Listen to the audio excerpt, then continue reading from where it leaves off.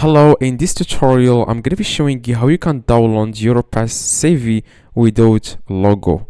Now first you want to go to Europass and then log in, and after that what you need to do is you just need to click here. I'm going to click on no. It's just like two-step verification. Now after that here you want to click on my Europass in the top left. Now after that you just need to scroll down and you will be able to see here create a CV. Now if you already have the CV here, you can edit it, but for now I'm going to create a new one and I'm going to show you how you can download it without a logo.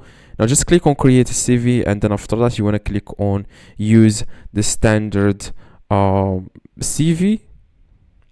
Now after that you can like resume last CV, or you can start from scratch. You can just click on create a new CV, just click here on create a new CV and then click on continue.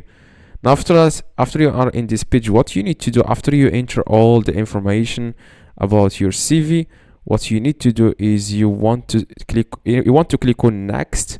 Now after that you want to scroll down, and then after you select the template that you like and you select the color of your CV. Now here where it says add Europass logo, you want to select no. Okay, here add Europass logo, so you can now download the CV without the logo. Just select this no. Now after that you want to then click on next.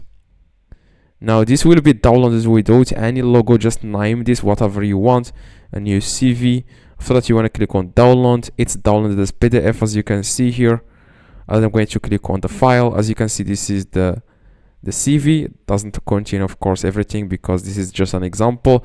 Now as you can see, it doesn't have any logo in it, so hopefully this tutorial helped you. If you have any questions, let me know in the comments. I try to reply to every single comment, so drop a like, that would be highly appreciated, and see you in the next tutorial.